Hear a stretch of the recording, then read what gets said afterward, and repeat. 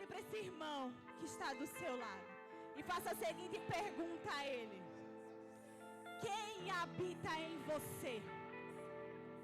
Agora faça com a autoridade que o Senhor te deu. Repita: quem habita em você?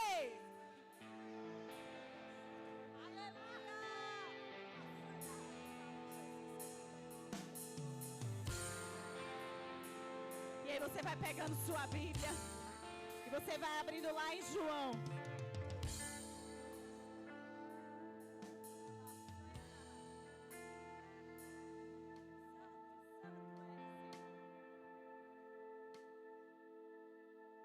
E aí a gente vai ler em João 8, do 1 em diante. Que diz assim: Jesus, porém, foi ao Monte das Oliveiras. Ao amanhecer, ele apareceu novamente no templo, onde todo o povo se reuniu ao seu redor. E ele se assentou para ensiná-lo. Os mestres da lei e os fariseus trouxeram-lhe uma mulher surpreendida em adultério. Fizeram-na ficar em pé diante de todos. E disseram a Jesus: Mestre, esta mulher foi surpreendida em ato de adultério. Na lei de Moisés, as suas ordens são: apedreja esta mulher. E o Senhor, o que diz? Eles estavam usando essa pergunta como armadilha, a fim de terem uma base para acusá-lo. Mas Jesus inclinou-se e começou a escrever no chão com o dedo. Visto que continuavam a interrogá-lo, ele se levantou e lhes disse: se algum de vocês estiver sem pecado, seja o primeiro a atirar a pedra nela. Inclinou-se novamente e continuou escrevendo no chão. Os que ouviram foram saindo, um de cada vez, começando pelos mais velhos. Jesus ficou só com aquela mulher. Em pé diante dele ela estava. Então Jesus pôs-se em pé e perguntou-lhe: mulher, onde estão eles? Ninguém a condenou? Ninguém, Senhor, disse ela. Declarou então Jesus: eu também não a condeno. Agora vá e abandone sua vida de pecado. Senhor, nós estamos aqui para ouvir a tua voz. Nós estamos aqui, Senhor, porque nós entendemos que precisamos ser ensinados, precisamos ouvir aquilo que o Senhor tem para as nossas vidas. Então, Senhor, conduza todas as coisas a partir de agora. Que não seja eu, Senhor, mas que seja o teu Espírito Santo a falar e ministrar a tua igreja. Espírito Santo, que os ouvidos sejam abertos, que as mentes sejam destravadas, que o inferno não tenha poder sobre a mente, sobre a cabeça dessas pessoas. Espírito Santo, que só o teu Espírito fale nos ouvidos nesta noite. Então, Senhor, nós te honramos, nós te glorificamos e nós te aplaudimos, porque é o Senhor quem merece toda a honra e toda a glória. Pode sentar, irmãos. Como vocês podem ver, é um texto muito conhecido de todos. O texto dessa mulher que foi surpreendida com adultério. Aí o Senhor foi lá e disse: eu te perdoo. Então vai lá, só não repete as coisas que tu fazia, só não pecas mais. Nesse momento, ele estava ensinando. Ele estava instruindo as pessoas. Enquanto ele foi questionado. Ele baixou sua cabeça, ele escreveu, ele não agiu com o impulso. Porque o Senhor poderia simplesmente ter olhado aqueles insultos todos, aquelas perguntas todas, e dizer: ora bolas, me deixa em paz. Né? Mas ele não fez. Ele ficou quieto, baixou sua cabeça, escreveu, não se precipitou. Só que Simão Pedro, ele nos revela uma sabedoria incrível. Quando lá em João 6, ele vai dizer: para onde iremos nós, se só tu tens as palavras de vida eterna? Então aquela mulher e aquelas pessoas estavam exatamente no melhor lugar. No lugar onde o Senhor iria falar com elas. No lugar onde o Senhor tinha a palavra de vida eterna. Então era o melhor lugar e ele não iria perder a oportunidade de ajudar aquela mulher, de dar a vida àquela mulher, de restaurar a vida. E não iria perder a oportunidade de ensinar aquela multidão que o escutava. Tantas coisas como não se precipite, calma, espera. Eu tenho uma resposta para o tempo e exatamente da forma certa. Seus pecados, eles não interessam para Deus. Isso eu lhe garanto. Ele não tem interesse nenhum. Se tu pecou hoje, se tu fosse para o carnaval mais cedo e está aqui à noite, ele não está interessado nisso. Mas ele se interessa pela sua alma. Ele se importa com a sua alma. Ele se importa que você tenha uma vida de obediência, uma vida cheia do Espírito Santo. Ele se importa da intimidade, porque o Senhor é relacional. Ele gosta de relacionamento e não a distância. Ele gosta de contato, de sentir seu cheiro, seu toque, sabe? Ele gosta de ter você bem pertinho. Aí, ele é tão sábio que ele diz: quem dentre vós não tiver pecado, vá lá, atire a primeira pedra, meu filho. Você não acha que você é tão santo, tão bom? Então, se você, parafraseando, tá, gente? Se você acha que não tem pecado, que seja você o primeiro a ir lá e atirar a pedra. E novamente ele se inclina e ele fica lá, né, escrevendo no chão e espera aquelas pessoas. Aí quando ele se levanta, que ele percebe que aquela mulher, ela estava na sua frente e todo mundo foi embora. Aí ele diz: oxe, como assim? Como diz o nordestino, oxe, como assim? Não tem ninguém lhe condenou, ninguém atirou uma pedrinha sequer em você? Não, Senhor, ninguém fez isso. Todos foram embora. Aí o que ele fez? Ele mostrou o caminho àquela mulher. Vá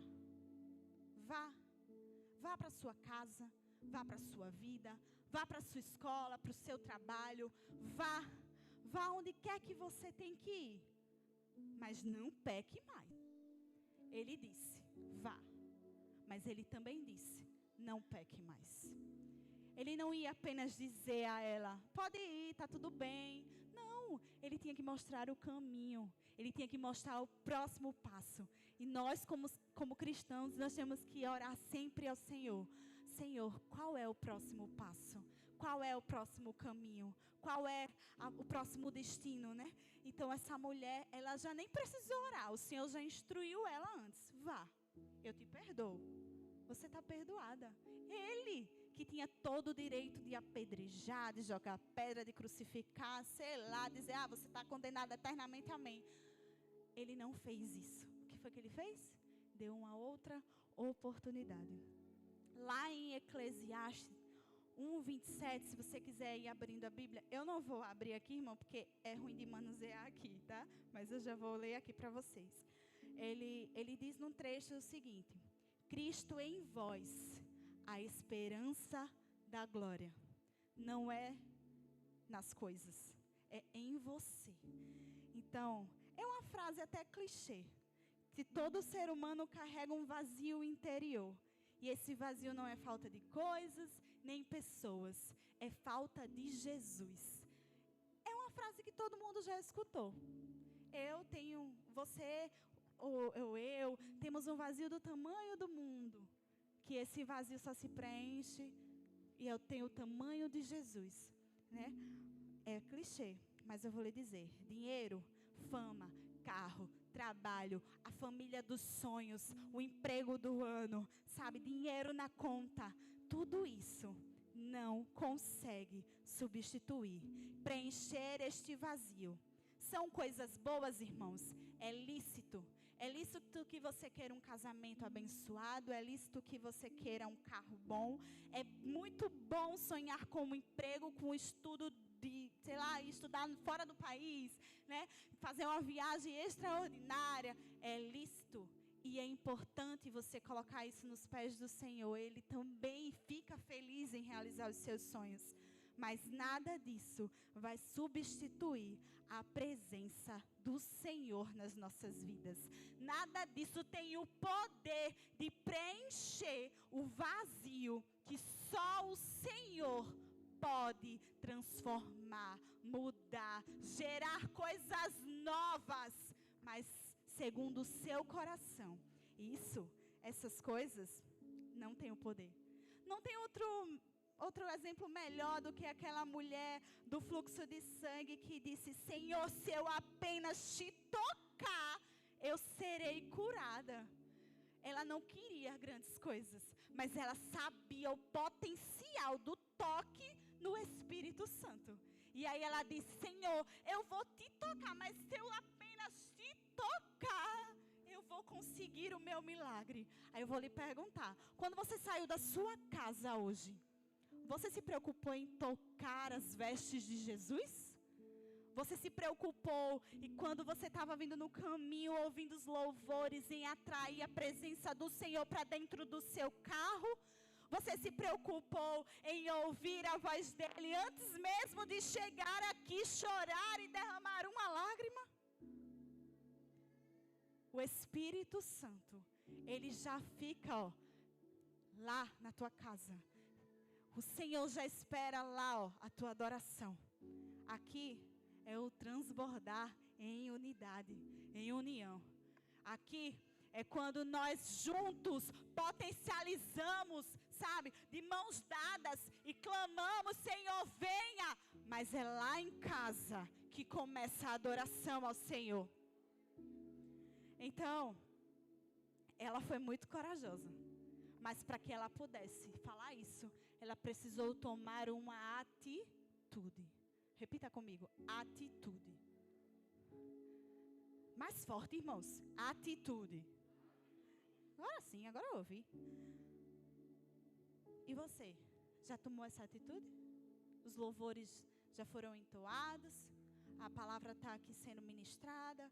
Mas aí você no seu cantinho, você já pode começar a tocar nas vestes de Jesus. Você já pode sentir a presença dele. Você já pode dizer: Senhor, eu vim aqui porque eu sei quem tu és. Senhor, eu vim aqui porque eu te adoro. Senhor, eu não quero sair daqui da mesma forma que eu saí da minha casa. Senhor, eu sei que eu tenho problemas, mas o Senhor é aquele que eu vim adorar neste lugar. Esse vazio, ele não é emocional. Existe a parte emocional. Mas esse vazio que eu estou falando hoje é espiritual. E esse vazio, eu lhe garanto, nada criado pode preencher o que só o Criador pode ocupar. Então você não vai achar em outros lugares, em coisas, pessoas, fontes para ocupar o que só o Criador pode preencher. Essa semana o Senhor ecoou muito forte no meu coração quando eu ouvi uma canção.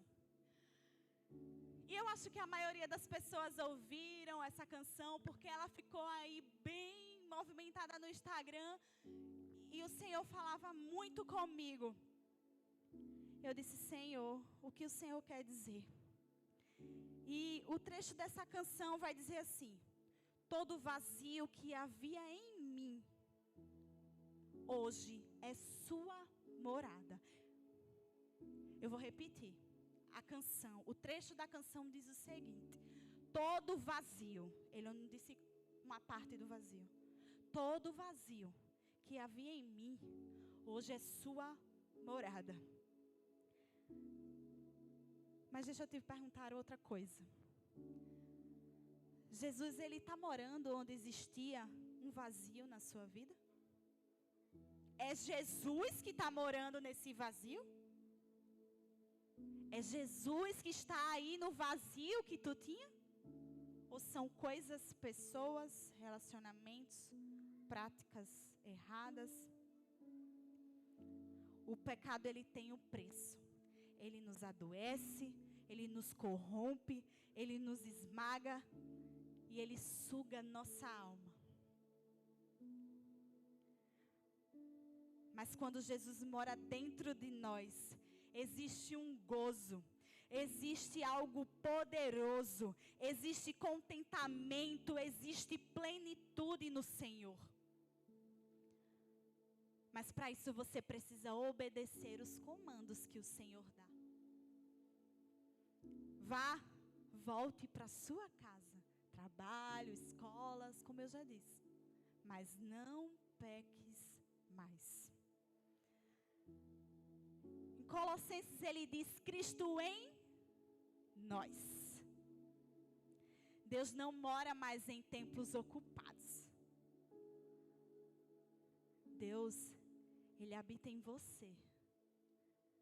Antigamente ele habitava, em templos feitos por mãos. Mas agora ele mora em você. Ele habita em você. Ele está em você. É com você que ele vai se relacionar.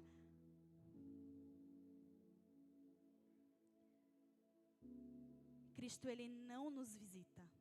Cristo, ele habita. E habitar é muito diferente de visitar. Eu posso visitar a Cíntia. Oi, Cíntia, estou indo aí. Tchau, viu? Mas se eu disser: ô, Cíntia, eu vou habitar aí, hein? Eu estou dizendo a ela que eu vou morar na casa dela. Eu vou estar lá na casa dela. Eu não vou simplesmente passar e dizer: tchau, fica aí, tá tudo bem. Não. Agora ele habita em você. Em Romanos 8:11 diz que o Espírito que ressuscitou Jesus dentre os mortos habita em você. Ei, o Espírito que ressuscitou Jesus entre os mortos habita no seu coração, dentro da sua vida. Você tem noção do poder que isso tem? Você tem noção do privilégio e a honra que nós temos em saber que o Espírito Santo habita em nós?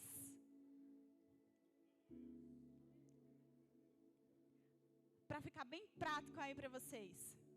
Uma dona de casa, ela não quer ver as coisas fora do lugar. Uma dona de casa, ela quer ver a cama bem bonita, né, pastora Jô? Ela quer ver os pratos lavados, o banheiro cheiroso, né? Ela quer ver as roupas do marido e dos filhos tudo lá organizado. Ela quer o quê? O esmero da coisa, ela quer perfeição, né? Você acha que Jesus ia entrar na sua casa e ia habitar e não ia mudar nada de lugar? Você acha que Jesus ia simplesmente chegar e dizer: eu vou habitar, vou sentar no sofá, mas aí está tudo errado e eu não vou fazer nada? Óbvio que não. O Senhor, ele chega, habita, mas ele transforma, ele muda as coisas. Porque se ele não mudar, por quê? Para quê? Ele estaria aí. Ele não faria isso. Ele não morreu por mim, por você, por pouca coisa. Ele morreu para te ver transformado. Ele morreu para te ver salvo. Ele morreu para ver coisas erradas fora desse coração. Aí o Senhor vem, ele muda a tua identidade, ele muda a tua mente, ele muda teu futuro, tuas decisões e tuas prioridades. Porque aí tu passa, a deixar de ficar muito tempo fazendo coisas que não valem nada para querer a presença do Senhor. As suas prioridades mudam. Aí se tu não quer casar, tu passa a querer casar. Porque quando o Senhor teve um encontro comigo, eu não queria casar, irmãos. Mas o Senhor precisou me deixar só, triste, abatida. Eu passei a detestar a minha presença. Eu mesmo sozinha, eu amava. Mas depois o Senhor tirou isso de mim. Mas por quê? Porque o encontro com Jesus de verdade traz transformação de mente. Você é transformado pela presença do Espírito Santo de Deus.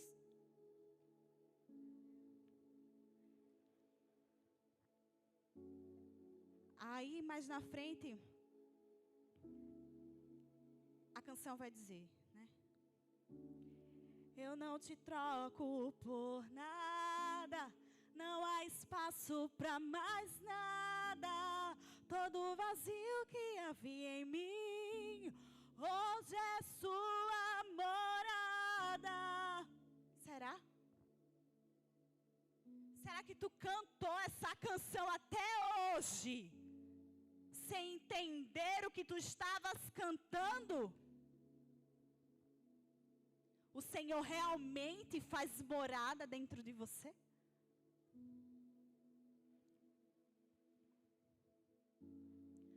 O reino do Senhor é como um tesouro escondido.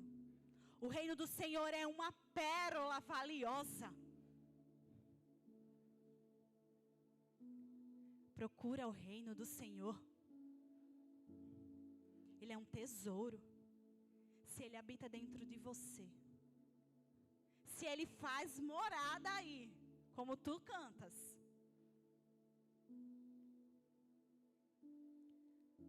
Não deixa a presença dEle sair.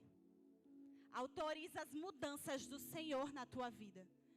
Autoriza os movimentos interiores que Ele precisa fazer nas tuas amizades, no teu caráter, na tua conduta, na tua língua. Sabe por que ainda existe tanto vazio dentro do teu coração? Dentro do coração de tanta gente. Eu vou incluir o meu, irmãos, porque eu não sou santa. Eu sou pecador igual a você. Essa palavra bateu em mim como pode estar batendo em ti. Mas existe tanto vazio assim no coração. Porque o Senhor, Ele não divide o trono dEle com ninguém. Então, se ainda tem alguma coisa dentro de você que está governando mais do que Ele, Ele não vai aceitar isso. Ele não gosta disso. Ele quer o seu coração inteiro. Onde Ele governa, esse vazio desaparece. Onde o Senhor coloca a planta dos pezinhos dEle, ocupa todos os espaços.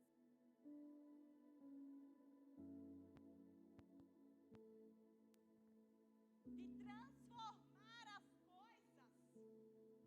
Aí Ele faz o quê? Ele governa. Governar precisa de eleição, certo? Eu não vou governar Maceió, o estado de Alagoas, sem que eu participe de uma eleição. E você, nessa eleição aí, várias coisas tentando governar a tua vida. Quem que está ganhando, irmão, nessa eleição? Quem que tu está deixando crescer dentro do teu coração?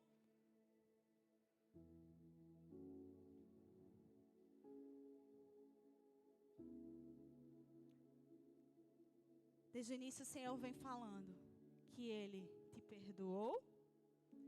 Ele quer te conduzir no caminho da obediência.